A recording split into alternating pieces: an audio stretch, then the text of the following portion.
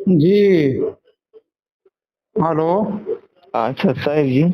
बस हम बिहार पटना से बोल रहे थे। हाँ जी बताइए जी। पेपर में देख रहे थे, परसों के पेपर में आया हुआ था।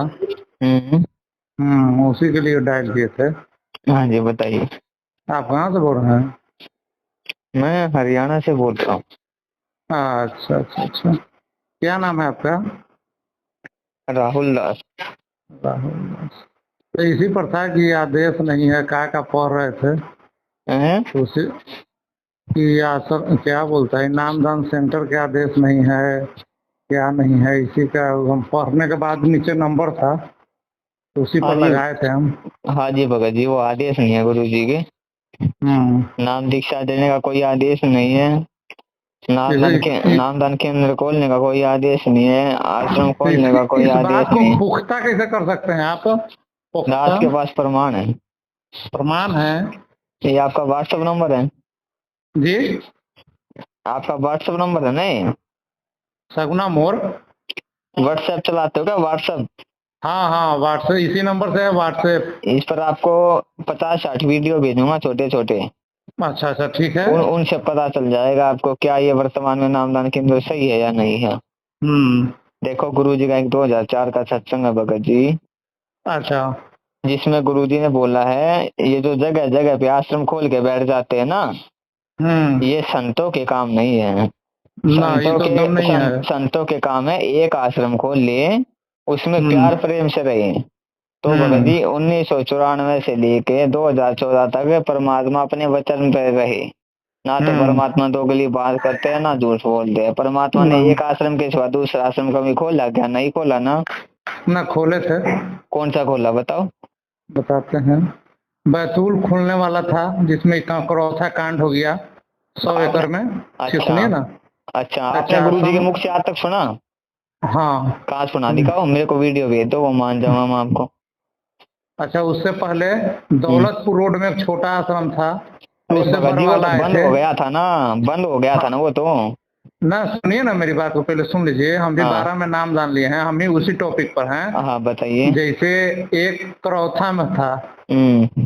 तो करौथा कांड हो गया तो सरकार के अधीन हुआ, फिर पोजीशन मिला, फिर विवाद हुआ, चलते रहा, आज भी चल रहा है, या पोजीशन मिला अरे हुआ है, भाई ठीक है। साहब वो बंद होने के बाद ही तो खुला था। वैसे तो हाँ एक तो ही आश्रम में थे।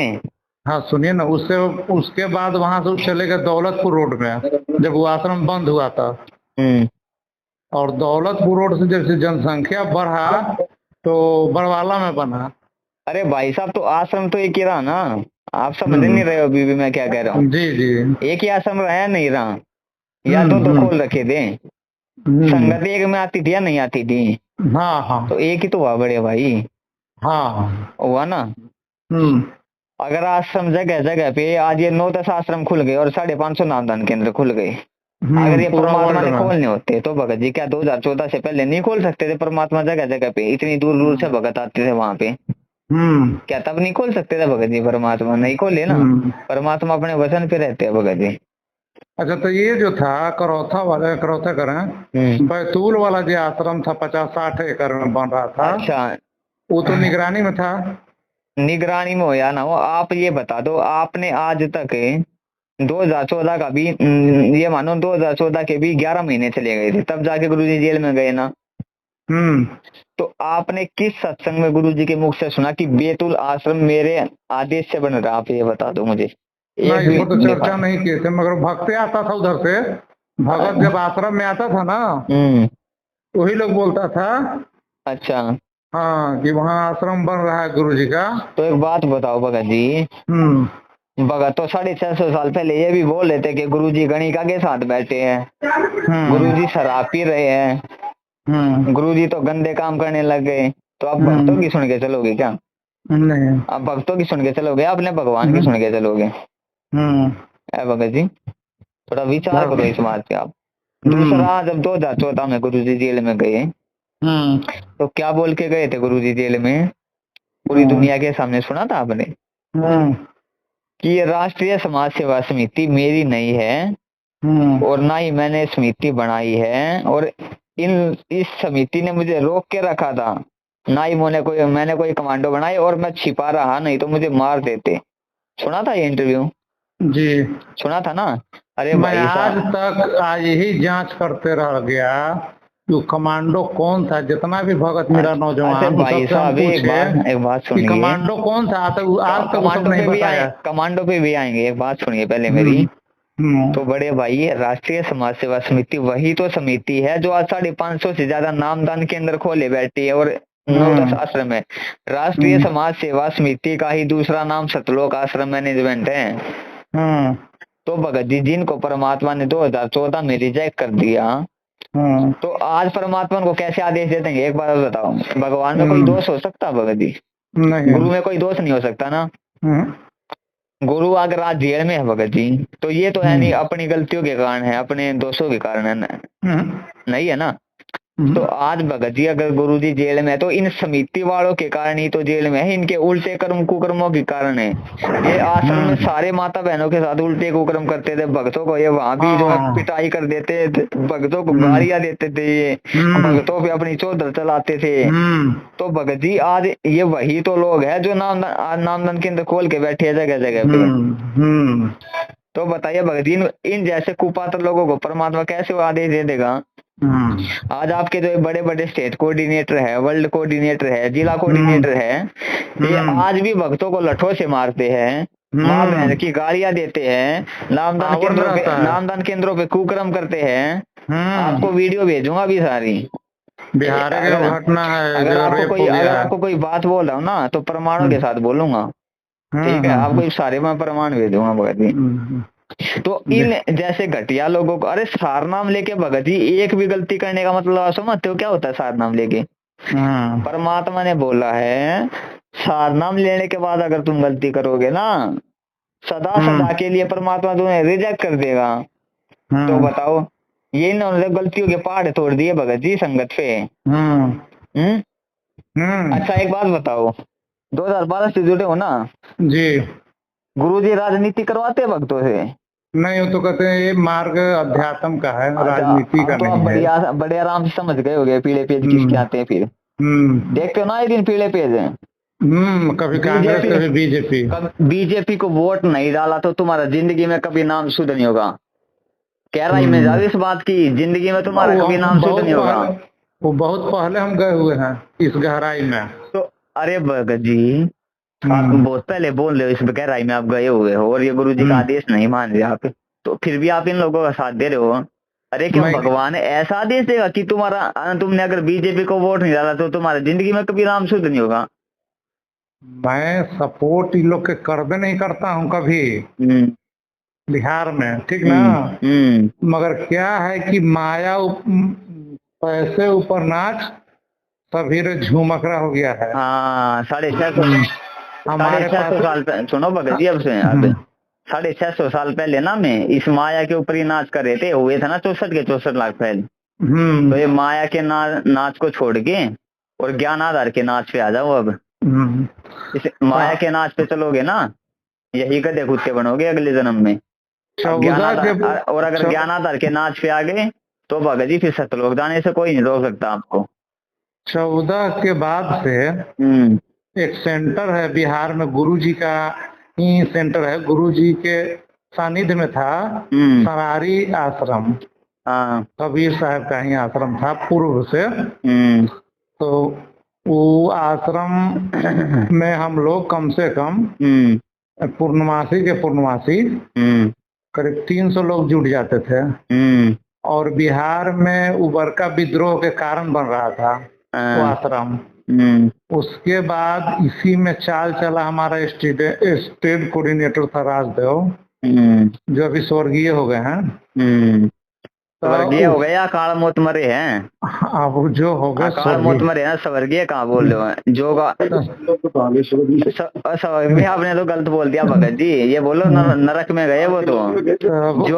जो आदमी भगवान के साथ धोखा करता है वो आदमी स्वर्ग में जाएगा क्या? ये बोलिए कि वो बिहार के जो स्टेट कोऑर्डिनेटर थे वो नरकीय हो गए हैं, ये बात बोलिए। ये बात तो जचे भी बताओ, भगवान के साथ धोखा कर रहा है और वो स्वर्ग में जाएगा? वो तब उन्होंने नाम दान के लालच किया, उसके मलद्वार से प्राण निकले, पता होगा आपको? मैं इतना डिटेल हम नहीं जानते, बहुत गुरुजी के सुनिए ना, मलद्वार से प्राण निकलना मतलब सीधा नरक में जाने का मतलब है। वो बहुत झूठ बोलता था, 100% झूठ ही बोलते थे, इसलिए हमारा नहीं पड़ता था, बातचीत हम कभी करवे नहीं करते थे। अच्छा। तो उसके बाद उन्होंने नाम दान सेंटर के लालच किया वहाँ। 1-2 साल तो संगठन उसको टार दिया कि नहीं। उसके बाद वहाँ नाम दान सेंटर खुला।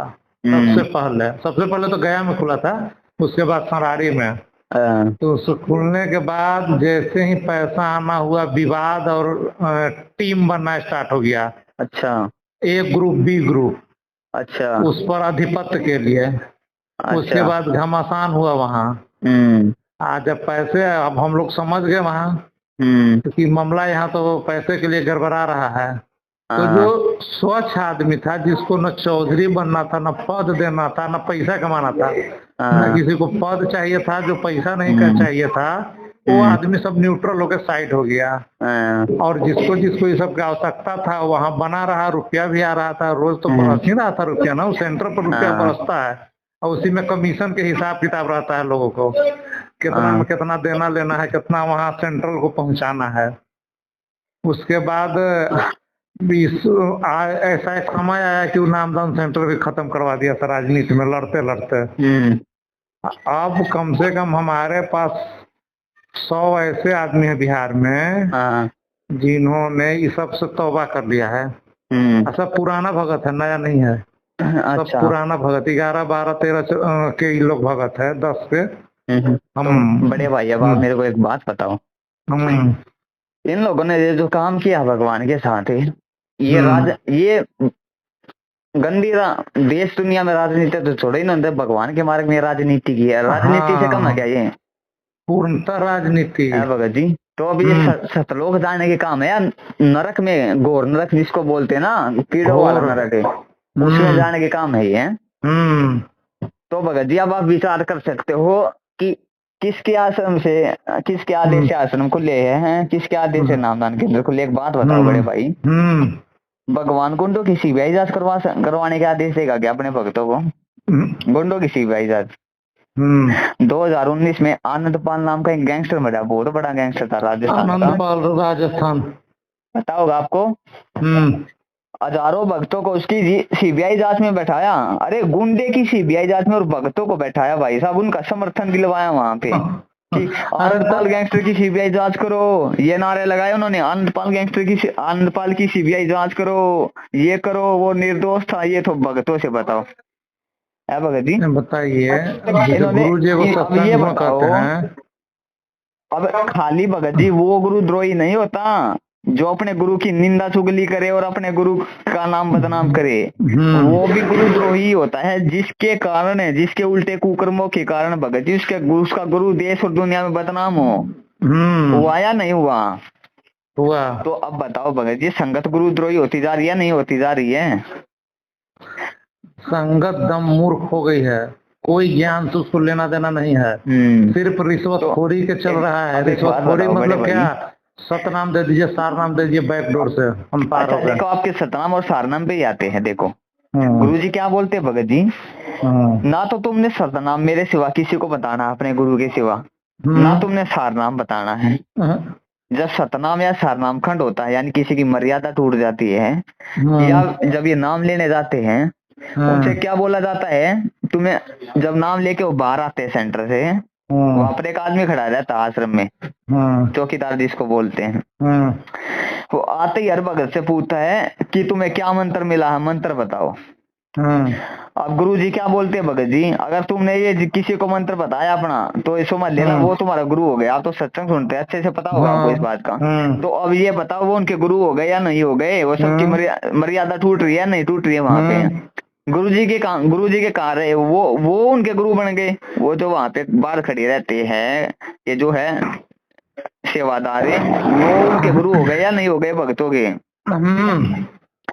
अब दूसरा देखो भगत जी, गुरुजी क्या बोलते हैं, जीव हमारी जाति है, मानव धर्म हमारा, हिंदू मुस्लिम सिख ईसाई धर्म नहीं कोई नारा, ठीक है। अब ये बताओ फिर वो जाटों को आंदोलन किसने दिलवाया भगत जी? परमात्मा दोगली बात करेगा या झूठी बात करेगा भगत जी? परमात्मा एक जाति विशेष को क्यों आंदोलन दिलवाएगा? क्या क्या परमात्मा भगत जी इतना समर्थ नहीं है कि उन जाटों को कोई नौकरी लगवा सके या कुछ नहीं करवा सके, जो क्यों अगर उनको आंदोलन नहीं मिला तो भूखे मर जाएंगे? क्या परमात्मा समर्थ नहीं है भगत जी? जो परमात्मा हाथी को भगत जी बिना कुछ करे खाने को दे रहा मन, वो परमात्मा उनको नहीं दे सकता क्या शरण में लेने के बाद में? दे सकता है। तो भगत जी ये गुरु जी का आदेश कहाँ से हो गया? और उसी जाट आंदोलन में 11 लाख रुपए चंदा दिया गया। अभी आपको वीडियो भेजूंगा 50 जाट, एक भी बात झूठी नहीं है, सारी बातों के प्रमाणों के साथ बोल ली है। अब वो बताओ जाट लोग हैं उसको, अब ये तो है नहीं वो अच्छे काम में लगाएंगे वहां पे आंदोलन में, किस चीज में लगाएंगे? शराब में लगाएंगे, ओके में लगाएंगे, बीड़ी में लगाएंगे, या खिला के आदमी इकट्ठा करने में, हाँ बीड़ी में, इन चीजों में लगाएंगे ना भगत जी। अब ये बताओ अब 15-20 लाख की संगत की मर्यादा टूटी या नहीं टूटी? संगत का संयोग हुआ या नहीं हुआ? संगत के लोगों ने कर्म फोड़े या नहीं फोड़े? संगत के दान के पैसों को वो लोग उक्के में बीड़ी में लगाएंगे तो कुपात्र को दान दिया गया ना या नहीं दिया गया भगत जी? आप समझदार हो, आप विचार कर सकते हो। हाँ तो अब ये बताओ आपको किस एंगल से, किस तरीके से आपको ये लग रहा है कि ये जो आज नामदान के अंदर है और ये जो भी है ये गुरुजी के आदेश से चल रही है? उन्होंने कहा कि मेरे जाने के बाद मेरा इलेक्ट्रॉनिक शरीर होगा। गुरुजी ने क्या बोला भगत जी सारनाम के विषय में? सारनाम इस दास के जाने के बाद डीवीडी से दिया जाएगा बोला है ना। आज क्या हो रहा है भगत जी? आज तो खुला हो रहा है। आज 1000 500 भक्तों को 200 भक्तों को इकट्ठा बैग रख के सारनाम दिया जा रहा है। जब गुरुजी 2014 तक आश्रम में रहते, गुरुजी कैसे सारनाम देते थे? एक एक भगत को अलग अलग बैठा के सारनाम देते थे ना, बिल्कुल एक एक भगत को देते थे। ये नहीं कि 2 भक्तों को इकट्ठे बैठे के सारनाम देंगे, एक एक भगत को देते थे। तो आज क्या हो रहा है भगत जी? 1000 भक्तों को इकट्ठे बैठा के सारनाम दिया जा रहा है। गुरु जी ने क्या बताया? अगर तुम पति पत्नी भी हो ना और तुम्हें सारनाम मिला है, तुमने आपस में भी जिक्र नहीं करना है कि गुरु जी ने मुझे ये मंत्र दिया है, नहीं तो बोला ना भगत जी गुरु जी ने, तो वहां पर 1000 भक्तों ने आपस में वो सारनाम सुना या नहीं सुना? कहाँ से काम करेगा उनका सारनाम है भगत जी? अच्छा एक बार और हम बता देते हैं। ये तो बोले गुरुजी की पूरा दुनिया में जाएगा, ये मतलब पूरा दुनिया एक होगा। अच्छा तो देखो भगत जी इनके उल्टे कुकर्मों को देखते हुए आपको लगता है ऐसे ऐसे गुरुजी का ज्ञान पूरी दुनिया में जाएगा ना? तो ये होना जरूरी था, नहीं होता तो कितना वो भगत के भेष में बैठा हुआ था, छटाएगा कैसे? परमात्मा ने इस गंदी संगत से अपने आप को दूर करना था।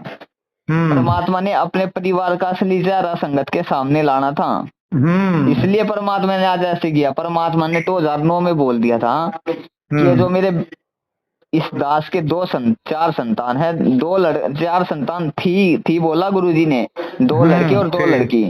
और मुझे पता है अगर मैं उनके पास रहता तो मेरी कितनी खातिरदारी करते। बहुत अच्छे से पता है मुझे क्या उनका नेचर है, क्या उनका स्वभाव है। बताओ गुरुजी ये शब्द है आज अगर अपने बेटा बेटी के लिए बोल रहे हैं भगत जी, 2009 में ही बोल रहे हैं, तो अब आप जान सकते हो भगत जी परमात्मा के प्रति क्या व्यवहार होगा। आगे बात को बढ़ाया उन्होंने कि हम परमात्मा के मार्ग में लग गए। अब जब हमारे कितने बाल बच्चे हो गए। जब ये करोथा कांड हुआ था, गुरुजी का लड़का था जो, उसका पता है क्या स्टेटमेंट आया था आपको? वीरेंद्र। हाँ वीरेंद्र, उसका स्टेटमेंट पता आपको क्या आया था? नहीं अखबार में आया था।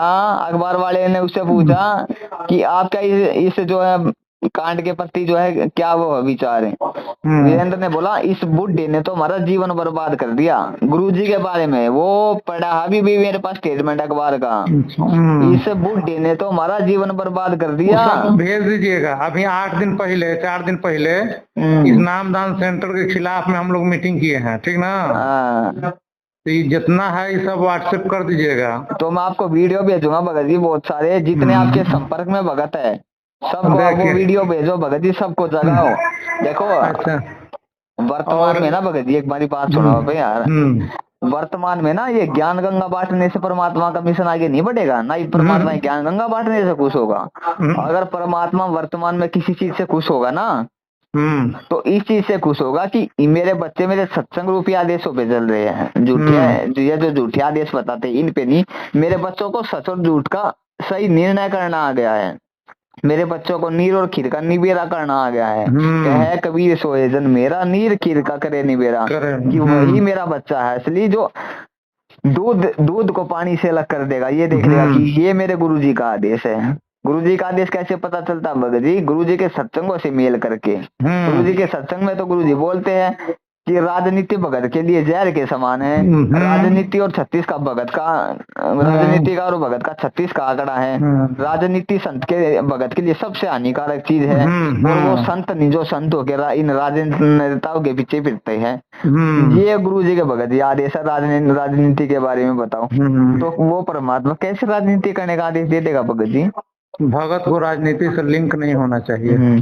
तो भगत जी जितने आपके कांटेक्ट में भगत है उनको सबको जगाओ आप कि ऐसे ऐसे बात है भाई। ये देखो बिहार से वो गया है वहाँ क्या बोलता है हिमाचल में है, देखो भगत जी संजय के साथ बैठा हुआ है, वो कहता है कि हम दादू जी की आत्मा है, वो बिहार से गया है। अच्छा, और वो तो संजय अपने कहबे करता है वो नानक जी की आत्मा है, गुरुद्रोही भगत जी जो गुरु बन के बैठ गया उसको, तो एक बिहार से गया हुआ है, वो कहेगा कि हम दादू जी की आत्मा है।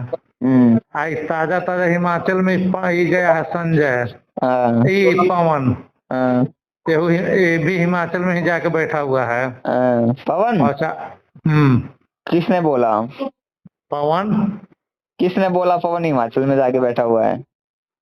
सूचना मिला था इस हमको, जहाँ तहाँ तो सूचना मिलता रहता ना कि सहारनपुर पवन जो है भगत जी, पवन जो है ना वो आप और हमारी तरह संगत को जगाने में लगा हुआ है कि ये देखो इनकी सच्चाई है। ना तो पवन कोई गुरु है, गुरु बन के बैठा हुआ है, ये तो भगत जी इनका धंधा बंद हो रहा है ना सतलोक आश्रम का, तो ये खामखा संजय के साथ में पवन का नाम जोड़ देते हैं ताकि संगत भटकी रहे। पवन जो है, पवन तो गुरु को भगवान सिद्ध करने में लगा हुआ है, संत रामपाल जी को कबीर भगवान सिद्ध करने में लगा हुआ है, प्रमाण दिखाता रहता है। देखो गुरु जी अपने भगवान है, गुरु जी भगवान है। 8 सितंबर को कहाँ मना रहे हैं? 8 सितंबर डाले हैं कहीं नहीं भगत जी, घर घर में मना रहे हैं, क्योंकि देखो जितने घरों में गुरुदेव को भोग लगेगा उतना ही दुनिया का अच्छा वातावरण बढ़ेगा, उतने ही परमात्मा प्रसन्न होंगे। इसलिए जो 8 सितंबर का प्रोग्राम है वो घरों घर हर घर में मनाया जाएगा, घरों घरों में। वैसे तो सात संगतियां होती रहती है, सत्सेवक आपको पता ही होगा। बता देते हैं आपको, गुरु जी ने सत्संग में बोला था कि हमारा यहाँ रहते रहते इन निकम्मों ने एक महिला से नाम दान दिलाना स्टार्ट कर दिया था, और ये कार्यक्रम 8-10 दिन तक चला। फिर नाम दान सुनिए, नाम दान लेने वाले को धमकाता था लोग, ये बात गुरुजी से नहीं कहना, मगर ये सूचना हमारे पास आ गई और मैंने सत्संग के माध्यम से ही धमका दिया, बोला कि ऐसा कोई आदेश होगा तो हम पूछूंगा नहीं, हम बताऊंगा नहीं, हम कैसे कह दूंगा। यहाँ आश्रम में रहते रहते ये सब कर सकता है लोग, तो फिर तो क्या कहना है। तो वही ना, देखो आज पवन जी है जो संगत को जगाने में लगे हुए भगत जी, वो तो कि गुरु ही भगवान है भाई। वैसे तो हम लोग सत्संग दिया करते रहते हैं भगत जी, जगह जगह 50 भगत भाई इकट्ठे हो गए कि ऐसे ऐसे अपने गुरु परमात्मा है भाई, गुरु जी को खुश करो। गुरु जी अगर खुश नहीं हुए तो जेल से नहीं आएंगे। गुरु जी क्यों खुश हों? लगता है कि 40% भगत जो है विपक्ष में आ चुका है, 40 से बढ़ रहा है। तो वही है ना भगत जी, के नीचे खबल नहीं हो पा रहा है वो होंगे भगत जी, धीरे धीरे होंगे, परमात्मा दया करेंगे। हर स्टेट में बगावत है। ऐसा ही है भगत जी, बिल्कुल बगावत है इनके खिलाफ। तो बड़े भाई देखो, जो भी पुराना भगत है, जो भगत है, जो भगत है पुराना भगत है वो बगावत में है। नया वाला के तो पता नहीं चल रहा है कि हमको क्या करना है, नाम दान ले। आज देखो भगत जी, अगर वर्तमान में गुरु जी की कोई सबसे बड़ी सेवा है ना, तो संगत को इन काली एजेंटों के मुंह से बचाना है। ये जो काली एजेंट बैठ के जगह जगह पे संगत की आए दिन मर्यादा तुड़वाते हैं, इनसे बचाना भगत जी, यही आज वर्तमान में गुरु जी की सबसे बड़ी सेवा है, गुरु जी के जीवन में जाने के बाद में। तो इसलिए दास आपको कह रहा है, जितने आपके संपर्क में भगत भाई उनको इकट्ठे करो, वीडियो वगैरह उनको दिखाओ भगत जी कि ये भाई देखो भाई, छोटे छोटे प्रमाण है, सच्चाई है। इसको आप भेज दीजिएगा, ठीक ना? हाँ मैं भेजूंगा आपको। ठीक है, राजीव कुमार